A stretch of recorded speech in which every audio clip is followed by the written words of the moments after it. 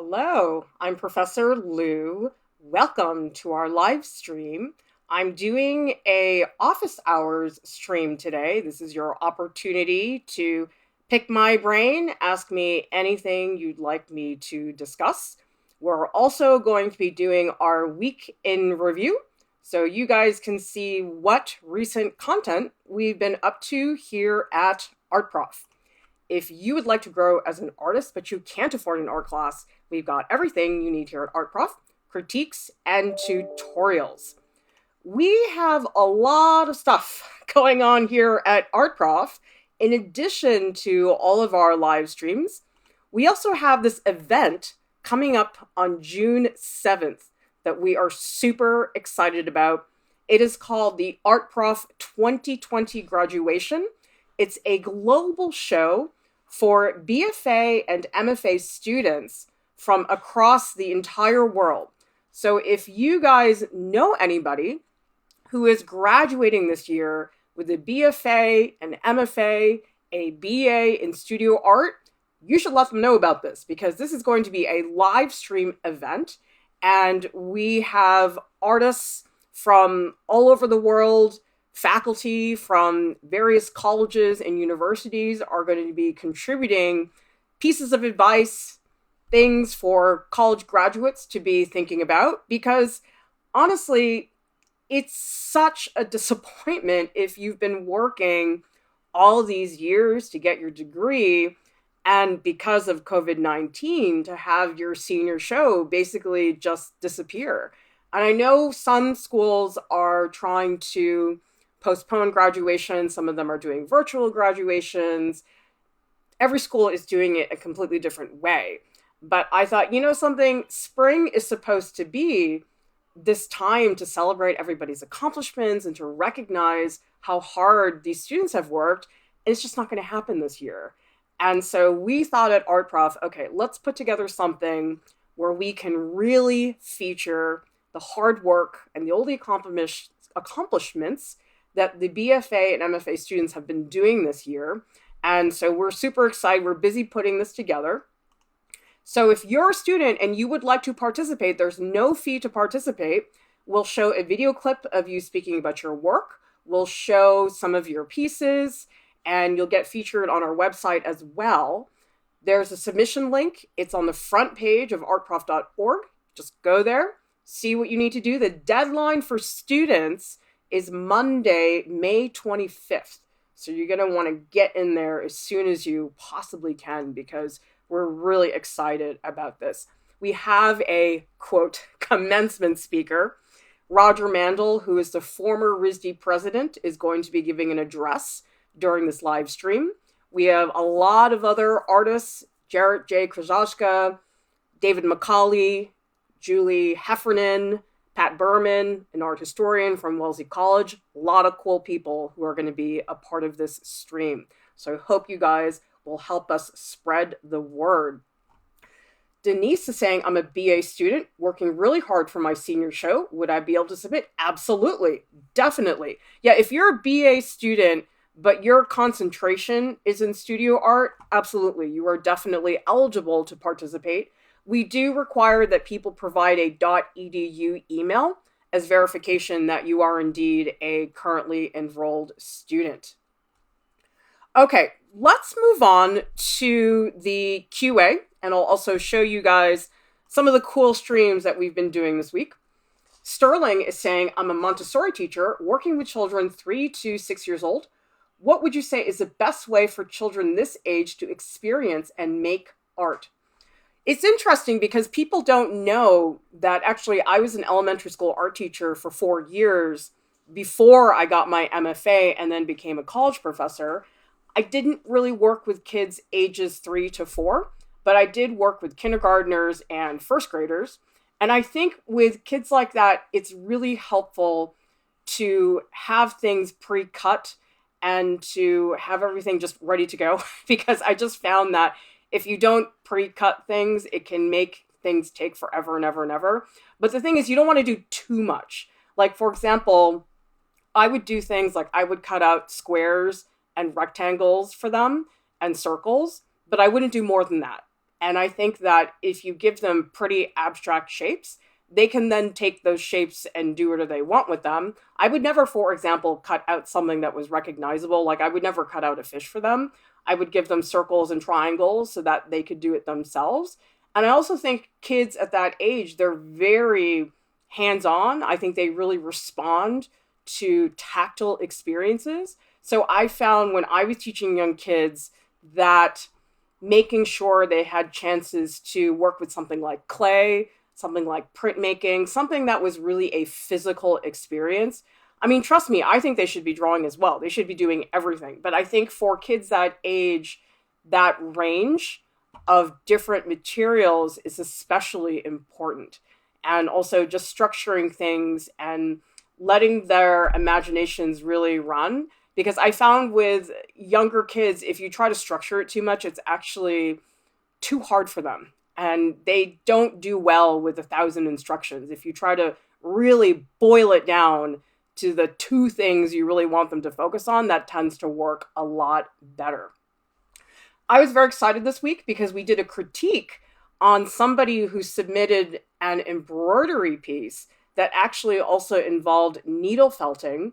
And in the same critique, we also have somebody who did a paper mache mixed media sculpture. And we don't get 3D submissions very often. We've never gotten a piece with embroidery and needle felting before.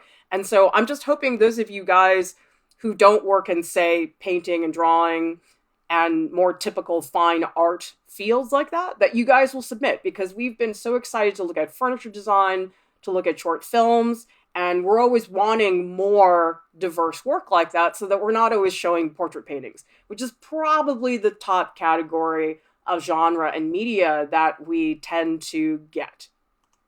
We also got to critique high school drawings that were made by Kanye West. Probably a lot of you guys are not aware that when Kanye West was in high school, he did a lot of artwork. And actually, the way we found out about it was he was actually featured on Antiques Roadshow.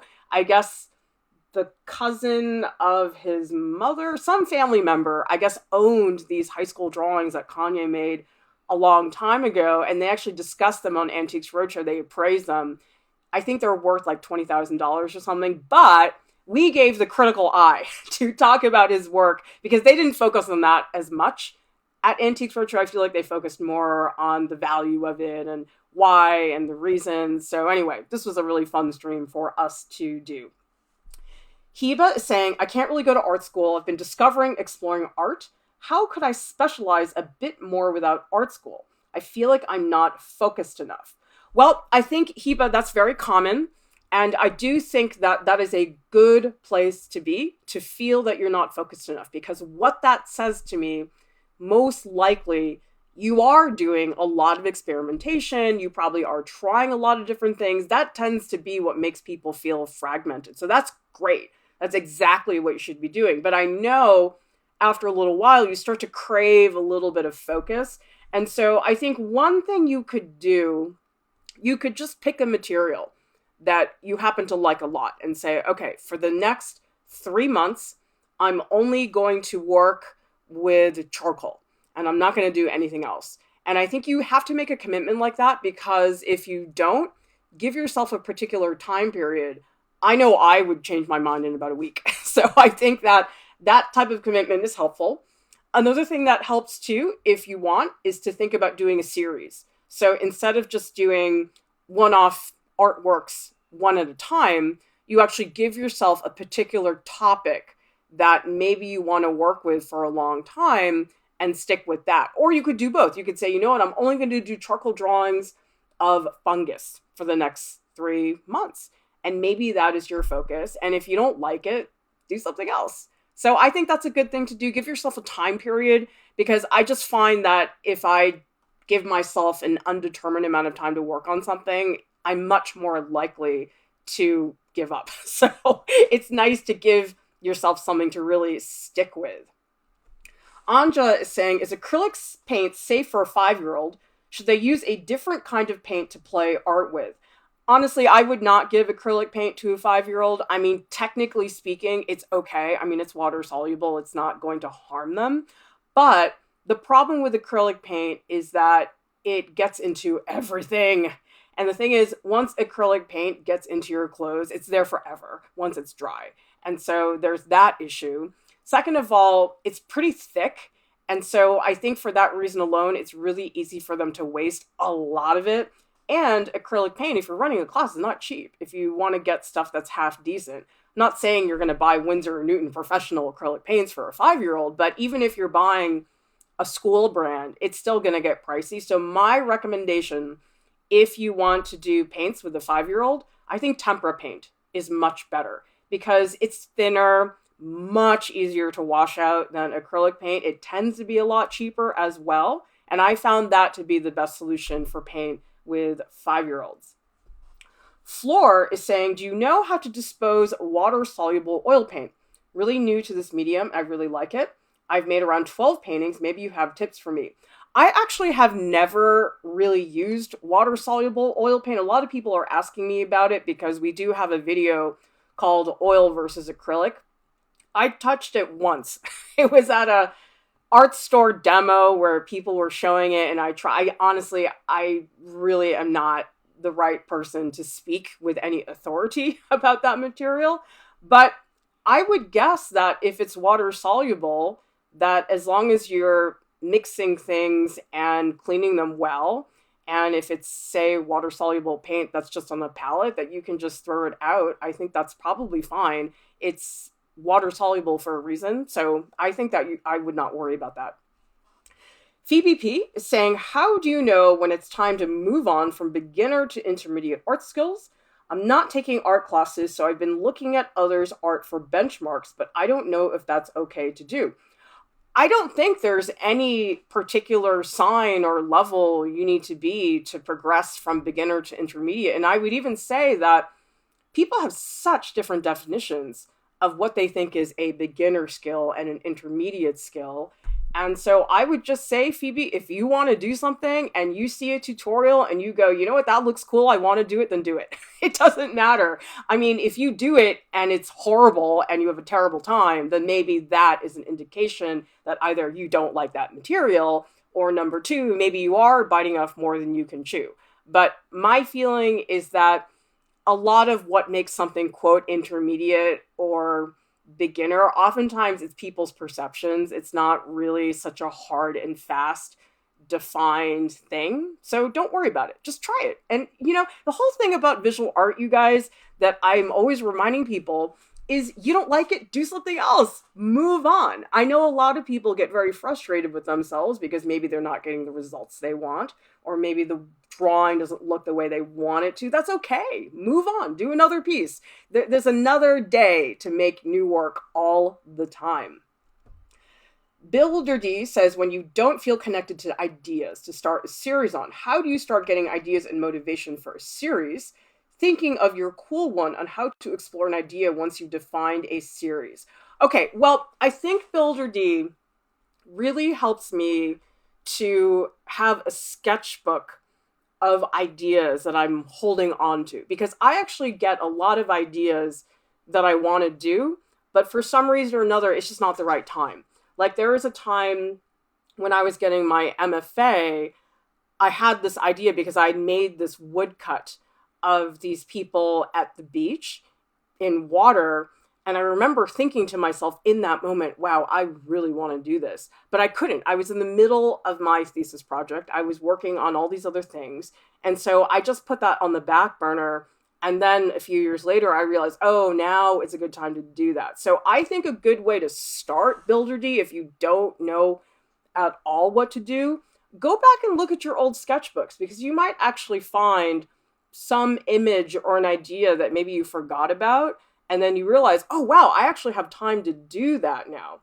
The other thing is that I think a lot of people, there's a misconception that whatever idea you come up with, that it has to be really, whoa, exotic. It's got to be so mind-blowing. It does not, okay? I'm going to remind you guys that Monet painted haystacks, okay? That is not really what a lot of people think about as being a very inspiring subject matter. And yet for him, it was. And so you don't need anything fancy. You don't have to go to France and visit a Gothic cathedral. you can make a project that's about the toast you ate for breakfast and make that interesting. So don't feel pressure that things have to be so deep and philosophical. They don't. You just have to be interested. That's the most important thing when it comes to a series. And you have to see potential in that material and that subject matter that you think can go beyond a single image. Takes time though. You don't stumble upon ideas for a series every day, and it does take initiative to actually try to find that. Karen is saying it's the same water-soluble oil paint as oil paint with an emulsifier to let oil with water. Okay, good. Thank you very much for contributing to that, because that's just not a material I've spent a lot of time with. GSAT says, I want to know all of the safety precautions necessary for painting with oils and paint thinners. Really want to try it out. Okay, well, I recommend, GSAT, that you go to our playlists and you find the painting playlist tutorials, because we have an oil painting tutorial that goes over all of that in tremendous depth. So that should give you everything that you need. Auntie M is asking, when are we going to make ASMR videos? I think I got other things to do right now, so don't hold your breath for the Art Prof ASMR videos, because there's a lot of other stuff people are asking me for right now. Rainia is saying, how to find a reference. Been looking for houses to find something interesting to paint. I recommend, Rainia, that you think about houses that you are familiar with. Maybe, I mean, I don't know where you live, but for example, we did a stream, I think it was 2 weeks ago. It was our game show stream where people have to guess whether something has been done from a photo or not. And in one of the images, it was a house illustration. And it turned out actually that the illustrator who made that was a house in their old neighborhood. So I think it's really nice, Rainia, if you can find imagery that you have some personal connection to. Because I'll tell you guys, I am not a fan when people say, I need to draw a house, and then they go online and they just Google house and they say, oh, that one's cute, I think I'll do that. I just think that there's not a lot involved there. I mean, you can do that, but I think I would be more specific about it. Like say, okay, am I looking for a suburban house? Am I looking for a house in rural France? Am I looking for a house in South Korea? I mean, whatever it is that you're looking for, I just think that specificity always helps you. And sometimes having a personal connection makes that even more meaningful. MJ Matthews is saying, how can I replicate the structure that art school has? I'm self-taught, I don't know where to start, and I'm all over the place. Well, you know, you're lucky, MJ, because at the end of this month, me and Jordan McCracken Foster, who is another teaching artist here at Art Prof, we are going to do a stream entirely about how to teach yourself art outside of art school with online free resources. So what I would say first, though, just in a nutshell to give you a quick answer to that, is I would make working in your sketchbook a daily practice. In fact, I might even set a time and say to yourself, okay, at 1 o'clock every day, I'm going to work in my sketchbook for an hour. And it can be anything. You don't have to have a set plan for that. You could say, I'm going to do 1 hour of life drawing, or I'm going to do 1 hour of brainstorming, whatever it is you want to do. I think that sketchbooks are a really, really good routine to anchor you if you're looking for some structure. And I also think, MJ, it really helps to always have multiple projects going on.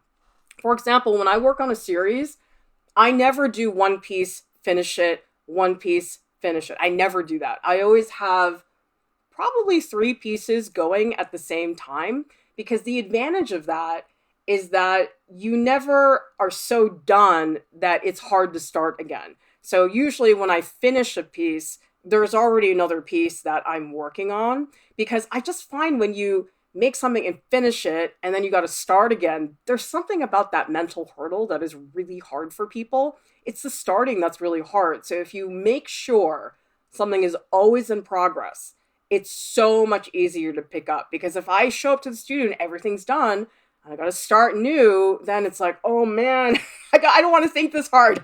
I just want to jump in and get started again. So that can be a good thing to do. Denise says, how do I stay in touch with my professors now that I'm graduating? I tend to be self-conscious. I feel like I'm bothering people when I contact them.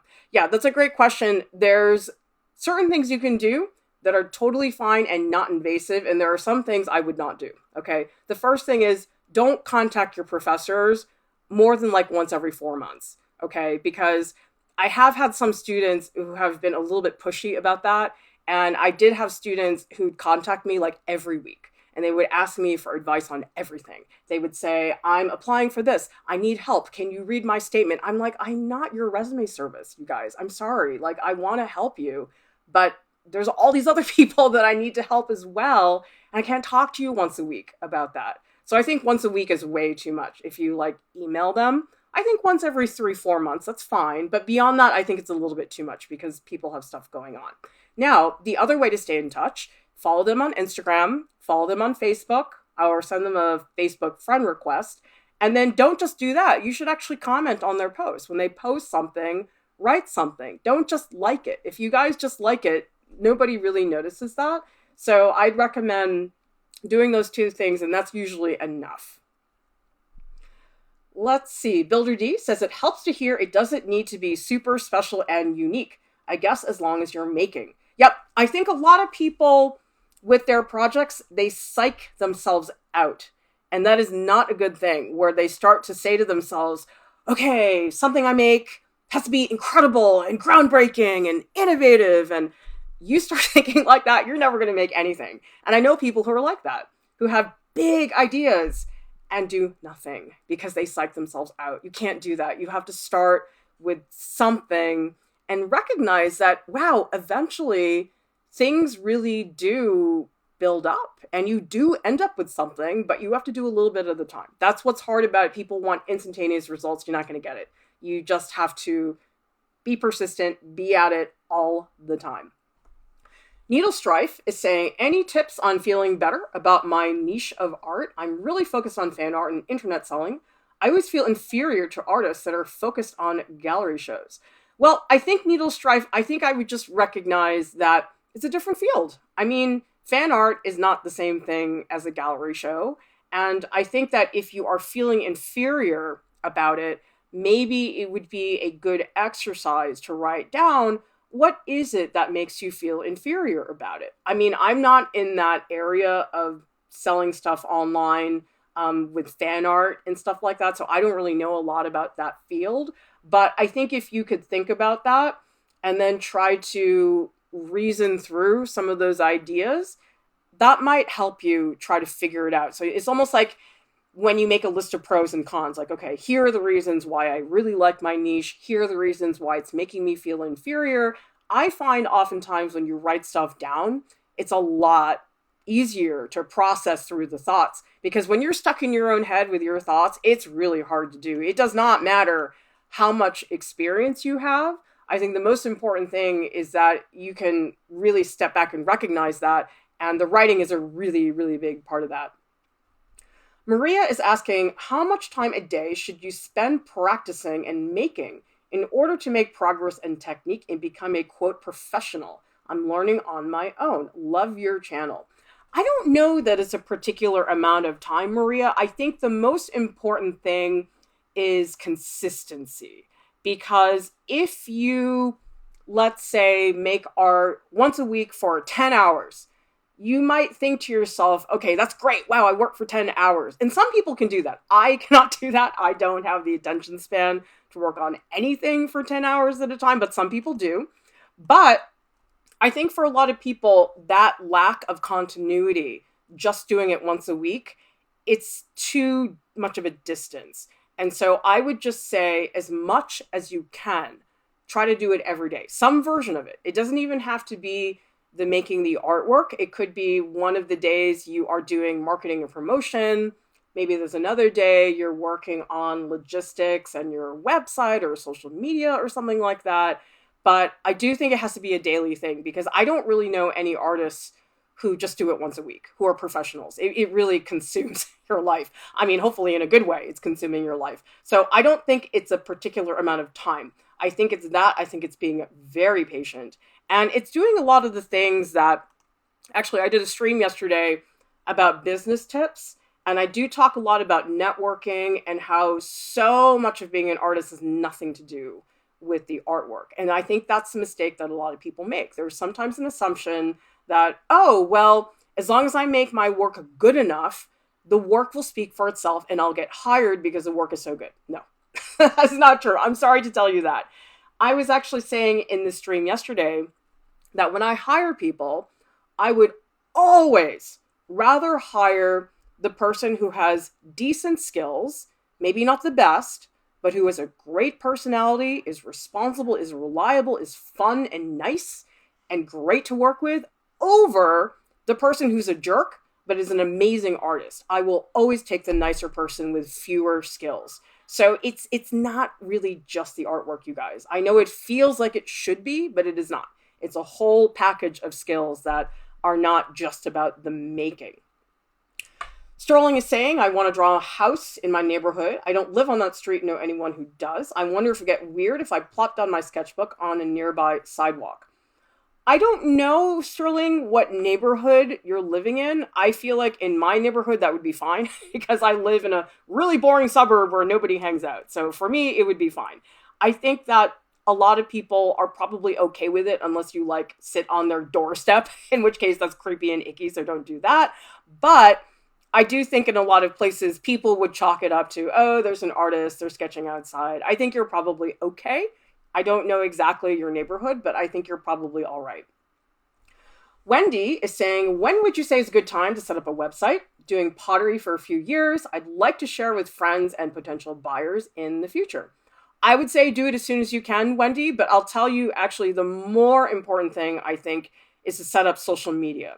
Because the thing about social media that is really good is that social media, you really can do it right away. Like I could set up an Instagram for somebody in 5 minutes right now and we could get you started. And so that's very active and very lively. Now, a website, you can't do that, okay?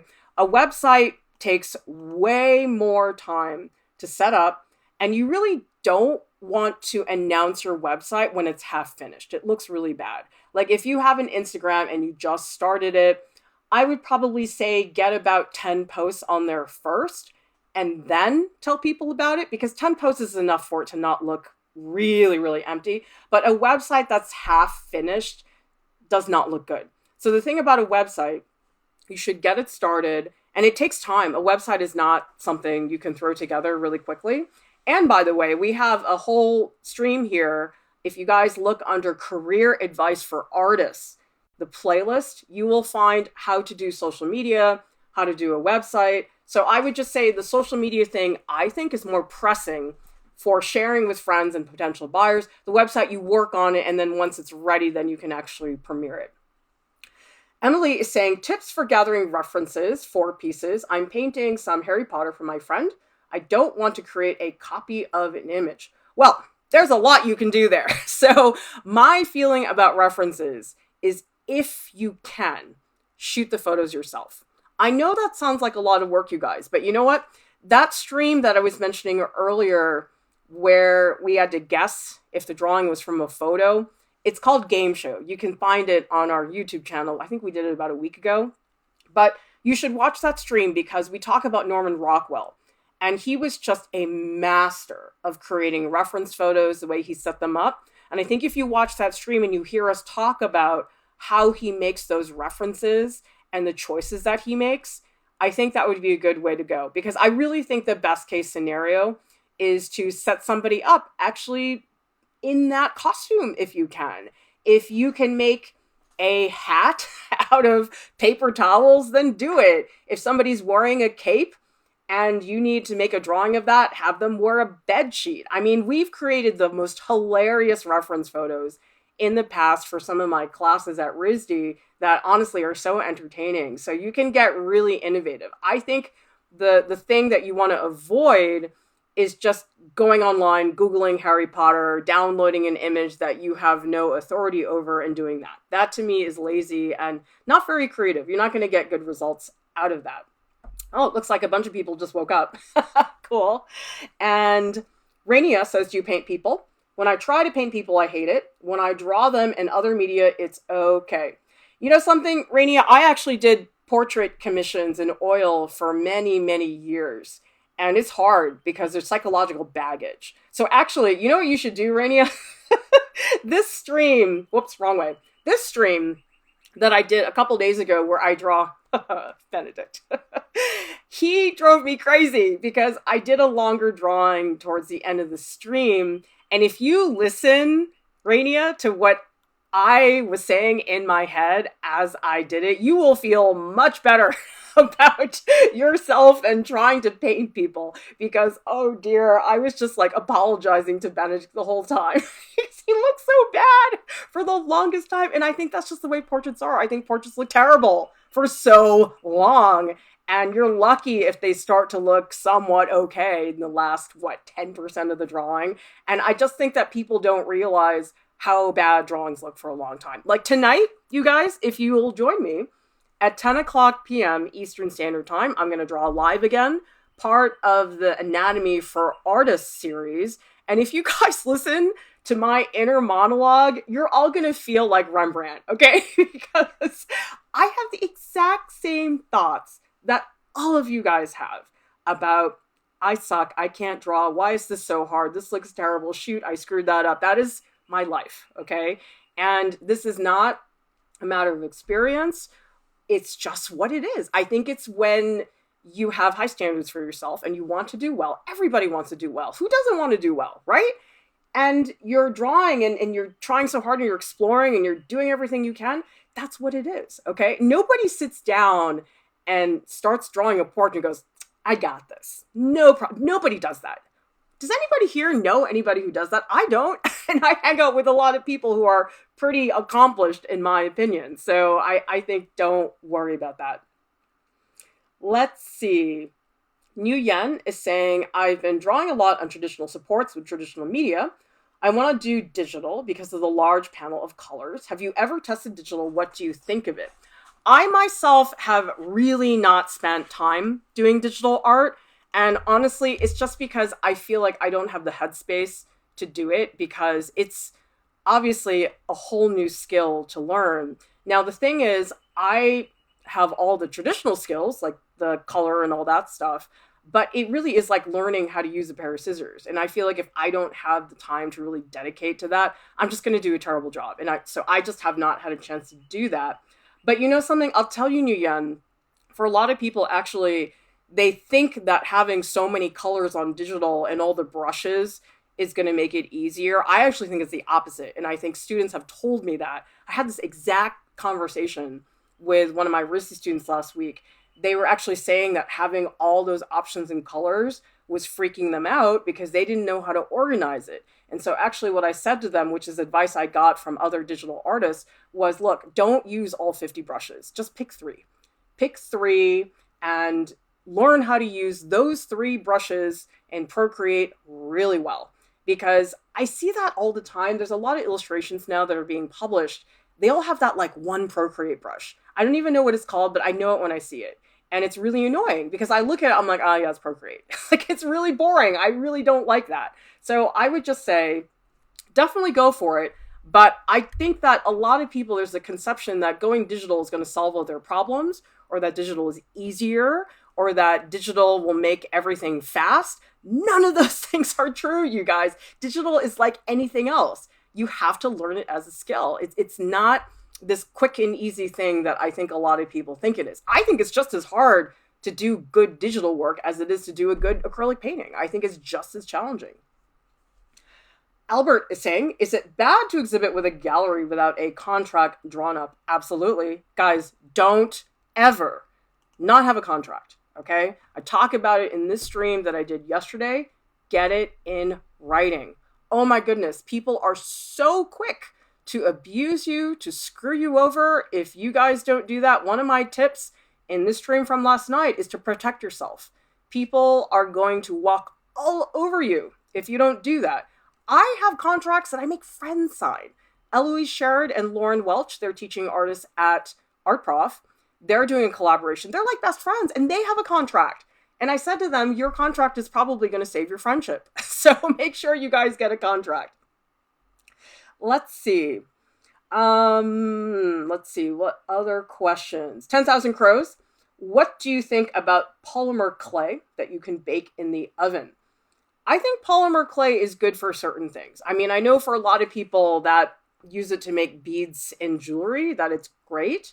I don't think it's so good for stuff like portrait sculpture or figure sculpture because it's a little bit floppy.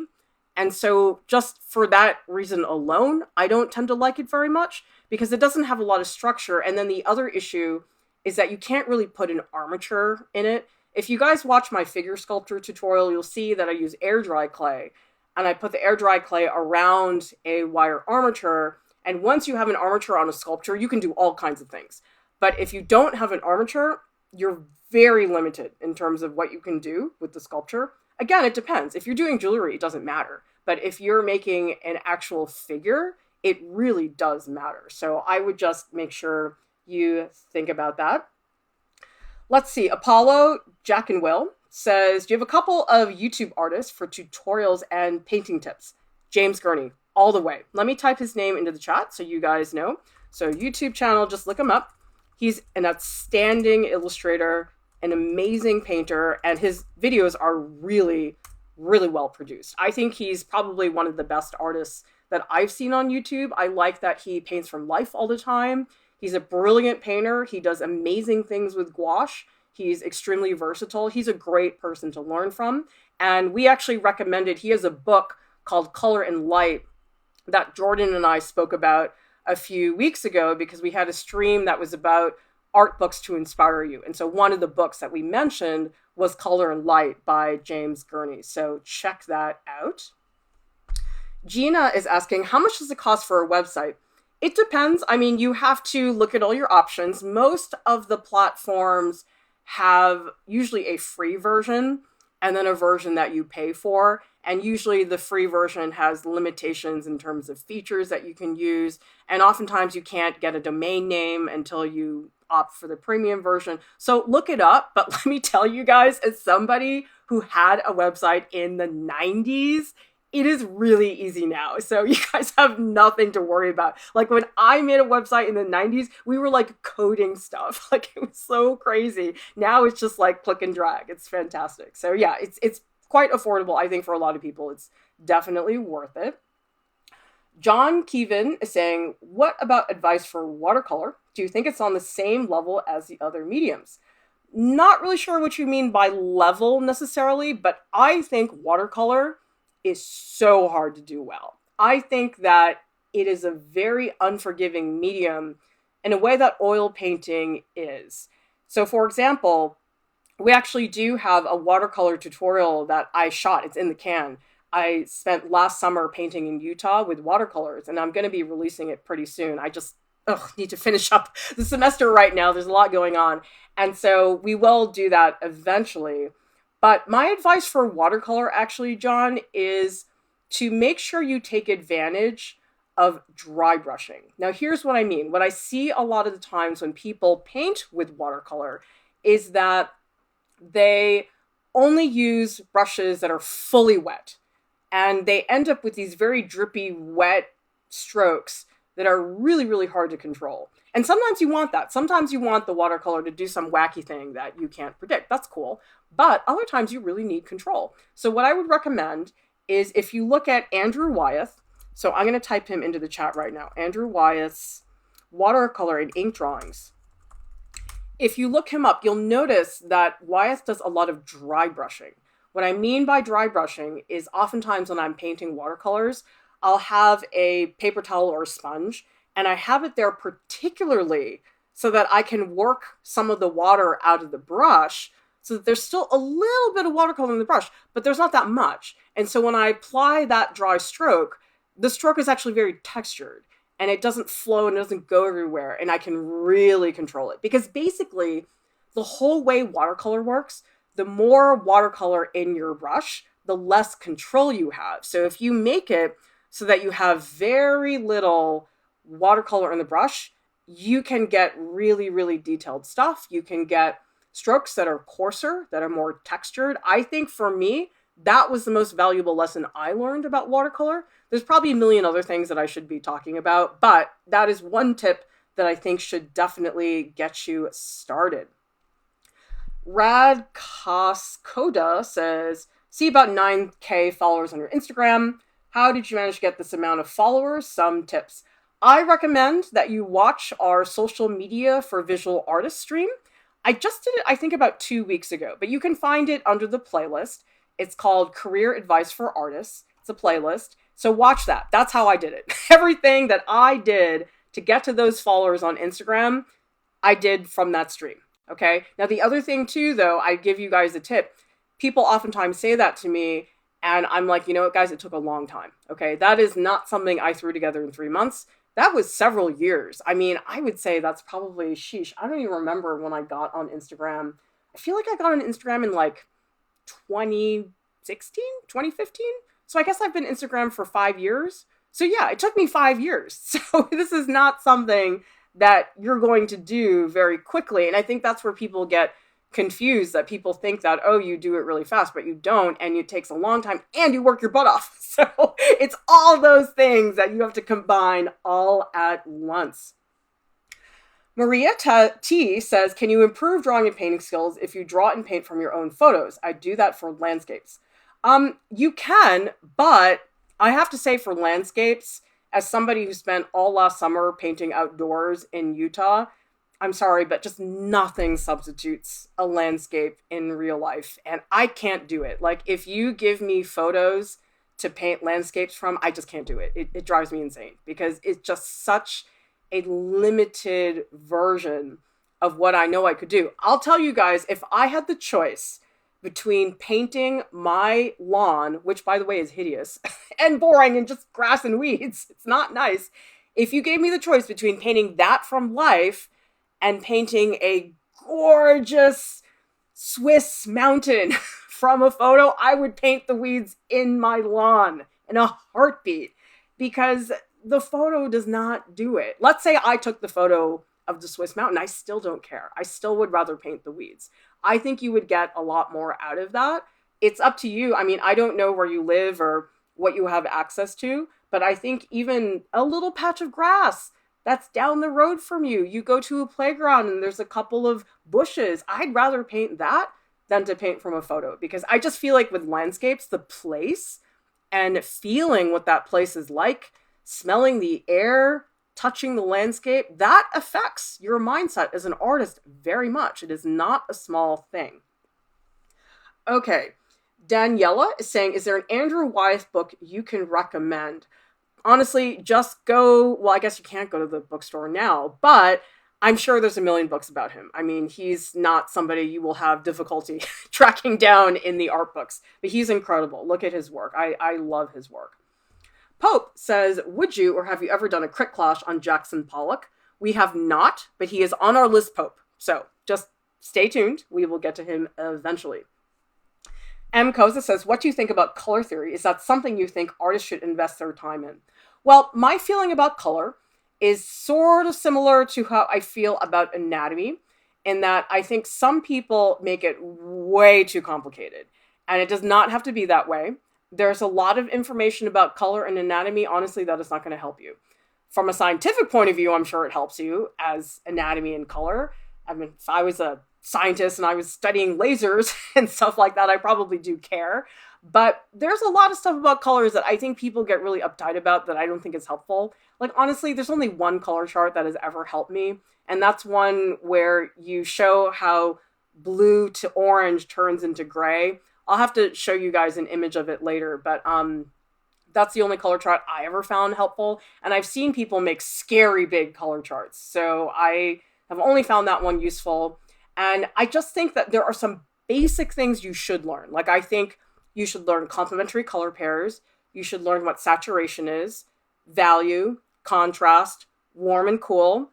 And if you know those things really well, that will take you farther than finding out how a scientist defines chroma 18, whatever that is. I just made that up. So what I'm trying to say is it does not have to be that complicated. I think people make it complicated. And then what happens consequently, people have trouble translating it into painting. I see this a lot where people, they study anatomy to an insane degree where they're studying muscles under muscles under muscles, and they know everything, way more than what I know. And yet you ask them to make a drawing and they can't do it. They can't make that transition from the raw knowledge of the anatomy to actually putting it into a gesture drawing that is artistic. And I find the same thing with color. You can learn all you want about color theory. You can still be a really bad painter. So I just think you don't have to learn as much as you think, I guess, is what I would say. So anyway. Louise is saying, how about YouTube artists for pastel tutorials? I have not found anybody on YouTube I'd recommend for that. However, I will give you some names of some pastel artists who I think are great. So I would look up Odilon Redon. Let me just type pastel artists. Odilon Redon. I would also look at Mary Cassatt. And I would also look at Edgar Degas. Because they, in my opinion, they're the three quintessential pastel artists out there. And if you really analyze their pastel drawings, you'll learn a lot. In fact, I would actually say, Louise, a great exercise if you're trying to learn how to do soft pastels would be to find a Mary Cassatt drawing and do a copy of it, because she has phenomenal pastel techniques. And I think that would be a really, really good experience for you to have as an artist. Madhumitha says, what are some of your tips for a self-taught artist? Little or no experience for building an artist's CV. Good question. What I would recommend, if you can, try to enter, for example, a juried exhibition, maybe at a local museum or a local art gallery. Oftentimes there are arts organizations that organize them, so they bring in a juror, and then people submit. Usually they'll have you pay a fee. Don't get upset about that, because they need that to offset the costs of the juror and hosting the show. It's a lot of work, you guys, to work at a gallery or a nonprofit. And so that fee is not for nothing. They need it for that reason.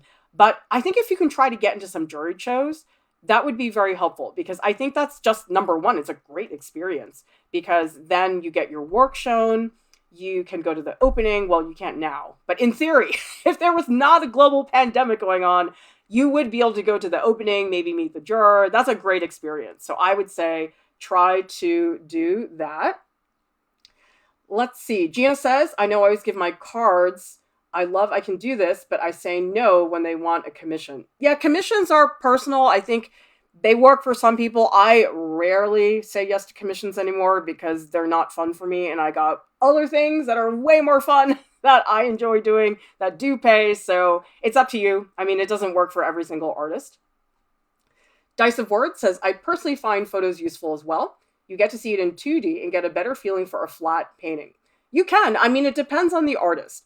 I find it distracting because I really value the 3D experience. And so for me, as somebody who sculpts as well, it's really critical for me to have that. But I know for not everybody, that's definitely the case. Albert is saying, when painting, is it better to invest in bulk paint for cost or smaller tubes if you're unsure you're going to use that much of a certain color? Albert, I have never bought paint in bulk because honestly, it stresses me out.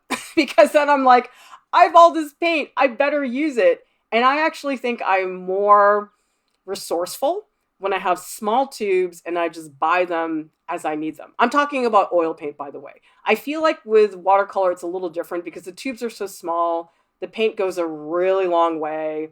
And so I don't worry about that so much. With oil, I do, because I do go through it a lot faster. I think just tube by tube is totally fine. Daniela says, how about studying courses by Itten or Albers? Honestly, I have never read the Albers book beginning to end. I know about it, but I could not quote anything from it. I mean, give it a shot. If you read it and discover it's helpful, great. If you don't, be like me and don't read it. So it's like up to you. I think that's fine. Okay. Heather is saying, thank you so much for helping me get inspired making art during the lockdown. It's been amazing for my mental health. Well, I'm really glad to hear that, Heather, because Art Prof has been around for a while. We launched our site in 2017 and we did okay, but I'm really glad that people are finding that we're providing something that can help them, not just in terms of people who are trying to get degrees and find resources, but not everybody can go to art school. And right now, literally, people cannot physically go to art school. And I just think you shouldn't have to pay that kind of money to get an art education. I mean, the US is astronomical. In US, the art schools are charging 60,000, 70,000 US dollars a year, which is insane. So that's one of the reasons I started Art Prof, was that I wanted to give people who wanted to learn this stuff a chance to do it, because I really think it should not be a matter of privilege. It should be something that you can have some of if you want to go out there and find it. Dylan is saying, should gallery shows have a cohesive theme? Have a lot of work I want to include, but the work seems disparate in terms of subject matter. I think if you're a student, Dylan, that's okay. Because if you're a student, that is the expectation that you've been studying all these different things. Your work is not going to be cohesive. I don't know anybody who I have had as a college student in class who honestly has a professional cohesive body of work. You just can't. Now, if you have a gallery show as a professional artist, not as a part of, say, your senior exhibition, yes, they are going to want a cohesive theme. Usually it's by body of work. Usually it's all the same material. But it depends. I mean, there are definitely artists who work in both. But yeah, in terms of cohesion, there is that expectation. Luis Oyola is asking, am I late? Well, I think I got about 5 more minutes left, guys. So you better jump in if you guys have a question, because wow, those critiques are not going to edit themselves. And I have one critique that I'm super excited about, and I'm so close to being done. It's actually a critique shoot that we ran last July, where we actually shot what a group critique in my classroom looks like. It's not a real class. It's this random mishmash of all these students from all over the place, but it does simulate what a class critique in one of my classes looks like. So I'm hoping to get that up really, really soon. Nathan is saying, going to the beach, want to do some watercolors, don't have experience with watercolor. What colors would you recommend? You know something, Nathan? It's funny because I'm so picky about the colors that I use in oils, but I'm not picky with watercolor. And I think one of the reasons why is because with watercolor, you can't really precisely predict the results you're going to get. Because with oil paint, I usually pre-mix my paint. So I'll mix up like these little blobs of paint all over the place, and I can control. I can say, okay, this gray, I want it to be just a little bit more red. And I can do that, okay?